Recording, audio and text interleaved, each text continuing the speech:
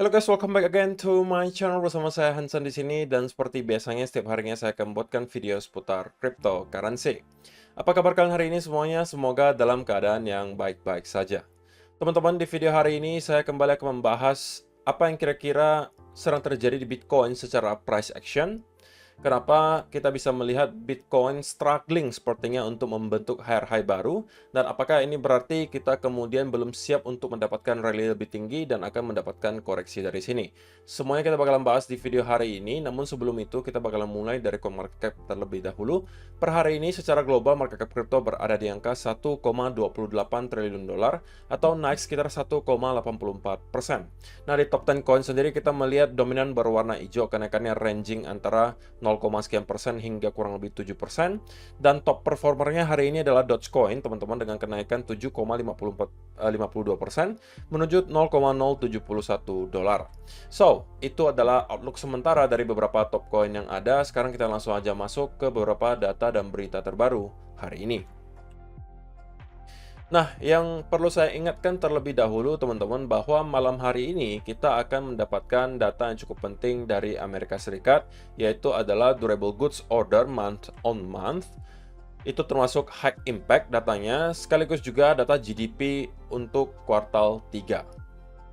Diikuti juga ada beberapa data yang medium impact, yaitu adalah Continuing Jobless Claim, Core PCE, kemudian ada Initial Jobless Claim, PCE Price, dan beberapa yang lainnya juga diikuti Fed Waller Speech. Jadi ada anggota Fed juga yang bakal memberikan speech malam hari ini. So, start dari pukul 19.30 waktu Indonesia Barat malam hari ini, kita kemungkinan bisa melihat volatility at least di dollar index dan juga stock market Amerika Serikat. Dan tentunya sedikit banyak juga pasti akan berpengaruh dengan Bitcoin gitu ya. Ketika kita melihat dollar index itu menguat, sekali lagi biasanya korelasinya secara general adalah inverse. Artinya ketika dollar index itu menguat, biasanya Bitcoin akan kesulitan untuk dapat rally terlalu tinggi.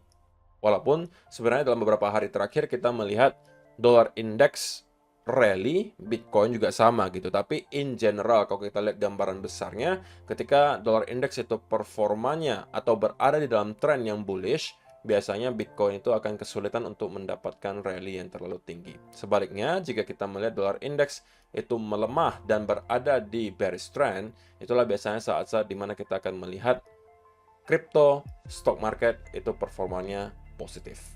Gitu ya. Jadi itu yang pertama. Yang kedua, teman-teman, walaupun kita melihat Bitcoin terus mengalami peningkatan secara harga, terlebih lagi jika kita bandingkan dengan beberapa bulan terakhir di mana kita stuck di antara range 31 sampai 25.000, sekarang kita sudah berada di area 34.000. Tetapi kalau misalnya kita bicara soal inventory on exchange atau stok Bitcoin yang berada di dalam exchange, untuk sekarang belum ada perubahan tren sama sekali. Artinya kita masih melihat penerusan tren bearish di inventory on exchange atau supply Bitcoin yang berada di dalam exchange itu terus-menerus tergerus dan tersisa hanya kurang lebih 2,3 juta lagi yang berada di spot. Oke. Dan ini sudah berlangsung bahkan dari tahun 2020, teman-teman. Kita melihat penurunan yang terus-menerus terjadi. Sekali lagi, ini membuat supply Bitcoin itu kebanyakan di hold di luar exchange, sehingga liquidity di exchange itu tipis, teman-teman. Jadi ketika liquidity di exchange itu tipis, untuk dapat menggerakkan harga, itu tidak memerlukan order yang terlalu besar.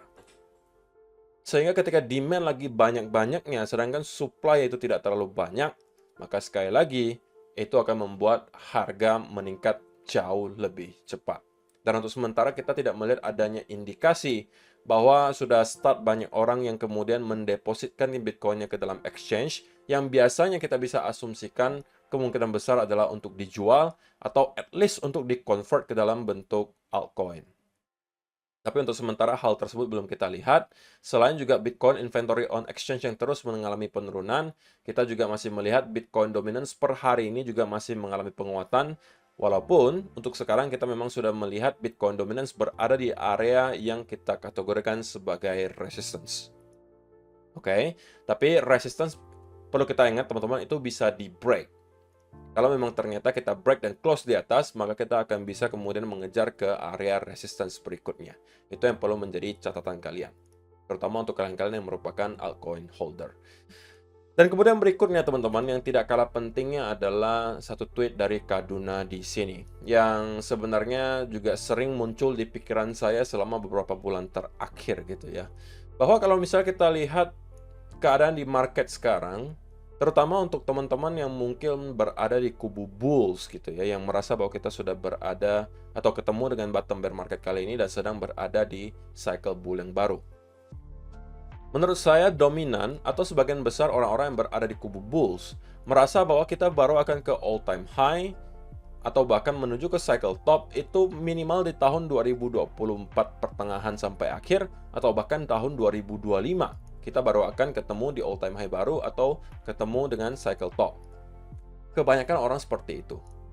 Tetapi yang menjadi pertanyaan untuk saya pribadi sebenarnya adalah jika sudah banyak orang yang expect hal tersebut terjadi gitu ya, alasannya memang klasik banget gitu ya. Kenapa orang expect pertengahan tahun 2024 sampai akhir tahun 2024 atau bahkan 2025 baru kita akan ketemu dengan all time high baru dan menuju ke cycle top yang baru. Alasannya sesimpel karena tahun depan kita kemungkinan akan mendapatkan approval dari spot Bitcoin ETF, diikuti juga akan ada event halving, dan biasanya memang secara historis kita lihat ketika halving terjadi biasanya beberapa bulan kemudian kita baru melihat Bitcoin start untuk rally dan menuju ke all time high-nya lagi. Itulah alasan sederhananya kenapa menurut sebagian besar bulls, kita baru akan ketemu dengan all time high baru, itu nanti di pertengahan tahun 2024 menjelang akhir tahun 2024. Tetapi bagaimana apabila ini yang terjadi? Normally, a Bitcoin all time high comes after the halving. Ya kita tahu ini semua, secara historis teman-teman, datanya ada, kita bisa lihat chartnya. Setelah halving, biasanya baru kita akan ketemu dengan all time high baru. Tetapi, what if this time a new all time high comes before the halving because of the ETFs? People who believe in the Fourier cycle, including myself, are expecting the top in 2025. All-time high before halving would change everything in my opinion, and we might have to sell earlier. Every cycle there is a reason or excuse to not sell and become a back holder, and this could become a reason for this cycle. Jadi ini adalah sebuah kalimat dan tweet yang sangat penting teman-teman. Setiap cycle pasti akan ada aja alasan baru bagi kita untuk tidak menjual. Walaupun kita udah di all time high, biasanya kita nggak pengen jualan karena terus-terus diberikan sentimen positif. Kalau misalnya di cycle terakhir mungkin soal Tesla yang kemudian merubah pembayaran melalui Bitcoin, kemudian kita juga melihat hype di mana-mana terjadi, orang-orang merasa bahwa kita sudah pasti akan ke area $100.000 karena kita sudah nembus dari all time high 60-an ribu dan seterusnya, membuat orang kemudian ragu untuk menjual dan kemudian kita masuk ke bear market. Nah, bagaimana jika teman-teman kali ini cycle-nya berbeda? Bagaimana apabila kita justru sudah menembus ke all time high baru bahkan sebelum halving yang disebabkan oleh approval-nya spot Bitcoin ETF? Karena orang-orang yang percaya terhadap Fourier cycle atau cycle 4 tahunan, termasuk saya pribadi juga masih percaya terhadap cycle tersebut. Ya, ekspektasinya adalah kita ketemu topnya antara akhir tahun 2024 atau awal tahun 2025. Tetapi menurut Kaduna di sini, apabila all time high kita lihat sebelum halving terjadi, maka itu bisa aja mengubah segalanya, dan bisa saja kita harus menjual sedikit lebih cepat daripada ekspektasi kita. Karena sekali lagi, every cycle there is a reason or excuse to not sell and become a back holder. And this could become a reason for this cycle. Dan alasan ini bisa menjadi alasan kenapa kita bisa terus-menerus hold atau ragu untuk menjual di cycle kali ini. Yaitu adalah anggapan kita bahwa kita nggak boleh menjual sebelum misalnya kita lewat halving, kita sudah mungkin 1 tahun lewat halving, dan itu biasanya adalah cycle topnya. I still prefer we get an all-time high after the halving, so it won't mess with my original plan. But in case things change, I need to be able to adapt. Cannot go broke by taking profits. Nah, ini juga adalah satu statement yang sudah berulang kali saya ingatkan ke teman-teman semua gitu ya. Kalau di sini disampaikan bahwa dia lebih prefer untuk sebenarnya mendapatkan all time high setelah halving. Karena berarti ya sesuai dengan plan awalnya gitu. Tidak ada yang berubah. Tetapi kalau misalnya ada sesuatu yang berubah terjadi di cycle kali ini, maka kita juga harus siap untuk beradaptasi. Dan saya sudah sering juga sampaikan ke teman-teman, plan apapun yang kalian punya sampai saat ini, please kalian juga harus evaluasi secara berkala. Tidak peduli kalian masih di kubu bears atau kubu bulls, kalian wajib melakukan evaluasi setiap at least beberapa bulan sekali kalau kalian investasi. Kenapa? Karena jika teman-teman, terutama mungkin orang yang masih berada di kubu yang bears ya, coba kalian telaah lagi. Kondisinya sekarang seperti apa? Gitu ya. Apakah ada perbedaan dengan yang kalian lihat pertama kali ketika kalian memutuskan bahwa kita akan ke lower low baru? Kalau ada, maka kalian harus adaptasi gitu terhadap perubahan tersebut.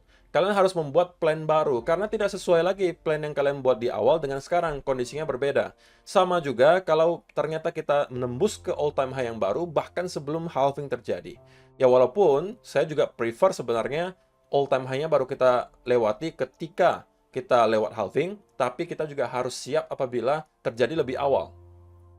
Kalau ternyata kita break di all time high baru sebelum halving, maka kita bisa saja harus dipaksa menjual lebih cepat, teman-teman. Artinya kita juga tidak mau menjadi back holder lagi. Kita udah beli di bear market, gitu kan? Kita udah nunggu 1-2 tahun untuk masuk ke bear market dan all time high baru, tapi kemudian ketika di all time high baru, karena dengan alasan kita belum lewat halving, teman-teman lalu nggak mau menjual, malah kembali ke bear market lagi. Nah, itu yang jangan sampai terjadi ke kalian gitu loh.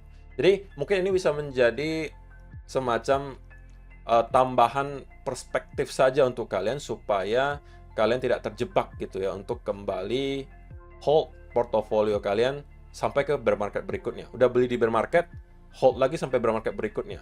Kapan cuannya gitu loh. Oke? Jadi kalau misalnya kita udah di all time high yang baru, scaling out itu adalah menurut saya cara yang terbaik. Kalau misalnya kita beli melakukan dollar cost averaging, kita jual juga bisa melakukan dollar cost averaging, teman-teman. Artinya misalnya nih, anggapan teman-teman membeli Bitcoin dengan harga rata-rata sekarang di 30.000 katakanlah. Itu harusnya sudah angka yang normal lah. Orang yang mungkin dollar cost averaging dari 60-an ribu sampai sekarang, bisa aja dapat harga rata-rata kurang lebih 30.000. Nah, ketika kalian udah dapat harga rata-rata tersebut, kalian kan lakukan dollar cost averaging ketika membeli. Nah, ketika nanti kita di all time high yang baru, kalian juga bisa keluarnya dengan cara dollar cost average. Artinya misalnya ketika sudah di angka 75.000, kalian jualan 15%. Naik lagi ke area 85.000, kalian jual lagi 15%. Naik lagi 90.000, kalian jual lagi 15%. Naik lagi ke 100.000, kalian mungkin bisa take profit sebagian besar. Dan sisakan mungkin siapa tahu kita akan melebihi angka 100.000 dan mungkin ke angka yang jauh lebih tinggi. Who knows? Tapi itu adalah menurut saya cara yang terbaik. Jadi kalaupun harganya naik terus, kalian masih punya sisa cadangan aset kriptonya. Kalaupun kita kembali drop dan masuk ke bear market baru, at least kalian sudah sempat melakukan taking profit sebagian di atas. Tapi masing-masing harusnya mempunyai planning yang berbeda. Kalau misalnya kalian merasa profit kalian memang sudah lebih dari cukup, tidak ada salahnya juga teman-teman untuk kemudian take profit sebagian besar, 80% misalnya kalian take profit, lalu sisanya kalian biarkan saja. Tidak ada yang salah dengan itu, teman-teman. Ya kan? Karena suatu saat toh kalian juga harus jual aset Bitcoin kalian ini. Atau aset kripto kalian ini ya untuk pasti sesuatu yang kalian pengen. Mungkin kalian pengen beli rumah, mungkin kalian pengen beli mobil, mungkin kalian pengen merit gitu kan. Atau mungkin untuk kebutuhan sehari-hari, who knows. Suatu saat kan pasti juga harus menjual gitu toh. Kalau misalnya sudah memang profitnya cukup menurut kalian atau lebih dari cukup, ya silakan taking profit. Dan kalian bisa menunggu lagi untuk kesempatan emas berikutnya dan kalian bisa kembali start untuk masuk. Tidak ada yang salah dengan itu, teman-teman. Lebih baik menjual sedikit lebih awal daripada menjual terlalu telat. Itu adalah sesuatu yang mungkin harus kalian camkan di pemikiran kalian.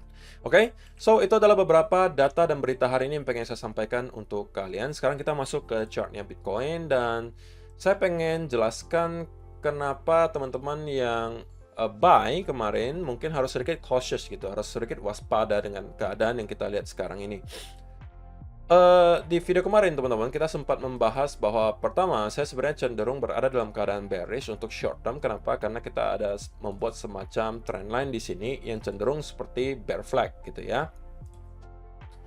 Kita memang sempat untuk breakdown, tapi kemudian itu hanya sebuah fake out. Jadi kalau misalnya teman-teman sempat masuk short di sini, harusnya close dalam keadaan loss gitu ya. Tapi kemudian saya juga ada sampaikan, apabila yang terjadi berikutnya adalah justru kita mampu breakout dari trendline di sini, ini adalah peluang bagi teman-teman untuk kemudian masuk ke arah long. Targetnya di mana? Targetnya adalah minimal kembali ke area high terakhir di 35.100-an di sini. Dan jika teman-teman berhasil masuk di sini, harusnya juga sudah sempat untuk take profit sebagian. Harusnya seperti itu. Oke? Dan kalau teman-teman yang sudah sempat masuk untuk long dan tidak melakukan taking profit sama sekali, maka saya secara pribadi sekali lagi menyarankan teman-teman untuk sesegera mungkin menggeser stop loss-nya ke arah entry. Kenapa? Pertama, ya untuk memprotek diri kalian. Karena tidak bisa dipungkiri teman-teman, Bitcoin itu sudah mengalami kenaikan yang lumayan signifikan. Jika kita ukur dari bulan Oktober tanggal 12 kemarin hingga sekarang, itu terjadi kenaikan kurang lebih 32%. Oke, dan kalau kalian perhatikan pergerakannya itu termasuk cukup parabolik kalau kita perhatikan di 1 hour chart. Sehingga jika ada koreksi besar di pertengahan jalan, itu adalah sesuatu yang make sense. Nah, yang menjadi pertanyaan mungkin, koreksi besarnya itu datangnya kapan? Nah, itu yang akan sangat sulit untuk ditebak teman-teman. Bisa saja terjadi mulai dari sekarang. Sehingga itulah kenapa saya sampaikan teman-teman harus waspada. Kalau misalnya kalian sudah sempat buy di sini, kita nggak tahu apakah ini adalah start dari koreksi besar tersebut, ataukah kita baru akan kembali naik lagi dan baru akan start untuk mendapatkan koreksi besar itu. Tidak ada yang tahu teman-teman. Tapi yang intinya, semua setup yang kalian ambil harus dipertimbangkan resikonya. Semakin tinggi kenaikan yang dihasilkan oleh Bitcoin tanpa ada koreksi yang panjang, maka semakin besar juga chance di mana kita akan mendapatkan koreksi besar tersebut dalam waktu yang dekat. Oke, kita nggak tahu apakah ini adalah koreksinya, atau kita akan naik lagi sekali lagi baru koreksi. Who knows? Tapi yang bisa saya sampaikan ke teman-teman semua adalah, jika kita lihat di 15-minute chart Bitcoin, gitu ya, kenaikan yang kita lihat dalam satu hari terakhir itu cenderung tidak lagi seimpulsif yang kita lihat beberapa waktu yang lalu. Jika teman-teman perhatikan dari sini gitu ya, setiap kali kita melakukan breakout, itu biasanya kita sudah akan mengalami kenaikan yang jauh lebih tinggi. Oke, hanya dalam waktu beberapa jam. Sama juga di sini kita konsolidasi lalu naik tinggi. Oke, sama juga di sini kita konsolidasi naik tinggi. Dan kali ini ketika kita breakout, kita sepertinya kesulitan untuk menjauh dari area ini. Menunjukkan apa? Menunjukkan bahwa buying pressure sudah tidak lagi sekencang beberapa kali sebelumnya di sini. Nah, itu yang perlu kita waspadai. Nah, lalu apakah berarti kita kemudian sudah pasti akan drop dan membuat koreksi yang besar? Ya, tidak juga, teman-teman. Kita juga perlu indikasi lanjutan bahwa rupanya sekarang selling pressure itu lebih besar daripada buying pressure. Nah, bisa taunya dari mana? Bisa taunya, salah satu contohnya adalah dengan misalnya kita mampu breakdown dari trendline ini. Sekarang yang terlihat ini adalah trendline yang sangat di-respect, teman-teman. Kalau misalnya kita ternyata kembali bounce dari sini, ini mungkin adalah bisa peluang bagi teman-teman untuk kembali scalping long. Oke, kalau ternyata kita membentuk semacam bullish flag di sini, ini bisa teman-teman manfaatkan untuk kembali long sekali lagi. Oke, tetapi jika kita breakdown dari sini teman-teman, breakdownnya juga dalam manner yang impulsif seperti ini, misalnya, kemudian diikuti ada bearish continuation pattern, ini adalah berarti clue dari Bitcoin untuk ke kita bahwa dia pengen untuk koreksi lebih besar terlebih dahulu. Koreksinya lebih panjang sebelum pada akhirnya kita akan melanjutkan kenaikan ke atas. Jadi, clue berikutnya yang kita tunggu adalah kedua hal ini. Apakah penurunan yang kita lihat nanti di sini itu cenderung korektif? Kalau iya, maka teman-teman yang masih mempunyai posisi long itu mungkin masih bisa di hold. Kalau misalnya belum punya posisi, ini mungkin bisa ditunggu breakout dari trendline-nya dan kemudian masuk di retestnya. Tapi kalau kita breakdown, oke, maka ini teman-teman kemungkinan bakalan keluar dalam keadaan break even yang beli di sini. Dan ini justru bisa menjadi peluang untuk teman-teman yang short term trader yang mau short. Kalau misalnya ini yang kita lihat teman-teman, maka saya expect Bitcoin untuk kembali nge-retest minimal ke area 33.200 di sini. Atau bahkan kita bisa kembali untuk break dan membentuk lower low baru. Sebelum pada akhirnya kita kembali naik ke atas. Oke, jadi ini adalah ekspektasi yang bisa saya lihat terjadi jika kita kemudian akan breakdown dari trendline ini. Tapi sebelum kedua hal tersebut terjadi, sebelum kita bisa melihat ada retest di sini, kemudian breakout atau breakdown, maka ini adalah no trading zone di sini sekarang. Oke, ini masih daerah abu-abu. Jangan mencoba untuk memaksakan diri masuk ke sebuah setup yang tidak kalian kehendaki. Pastikan kalian bersabar untuk menunggu setup yang rapi dengan risk to reward yang baik, baru kalian ambil, teman-teman. Oke, jadi untuk short term, saya merasa minimal Bitcoin akan kembali nge-retest ke sekitaran area trendline di sini. Ini untuk short term. Nah, di sini nanti akan menjadi penentuannya, teman-teman. Apakah kita akan kemudian kembali bounce dari sini? Ini akan cenderung membentuk seperti bull flag. Dan ini akan membuat kalian yang belum sempat masuk ke long ini untuk menjadikan setup kembali. Tapi kemudian kalau ternyata kita mendapatkan penurunan disertai dengan volume yang cukup kencang seperti ini contohnya. Dan kemudian breakdown dari trendline diikuti ada bearish continuation pattern di time frame yang kecil. Ini justru bisa kalian manfaatkan untuk sell setup. Saya rasa penjelasannya cukup jelas ya teman-teman. Itu untuk short term. Ya kalau untuk mid term tidak ada perubahan sama sekali. Saya rasa Bitcoin masih akan mencoba untuk tetap membuat higher high yang baru. Cuma pertanyaannya hanya apakah kita ada siap akan naik dari sini ataukah kita akan koreksi lebih besar dulu sebelum pada akhirnya kembali naik. Senario manapun yang terjadi, midterm saya masih merasa Bitcoin akan naik lebih tinggi daripada area yang kita lihat sekarang. Atau bullish. Jadi semoga itu bisa memberikan teman-teman semacam perspektif baru lagi ya terhadap price action Bitcoin, dan siapa tahu ini bisa membantu kalian dalam mengambil keputusan untuk trading. So, terima kasih untuk kalian yang sudah menonton sampai selesai. See you in the next video. Bye-bye.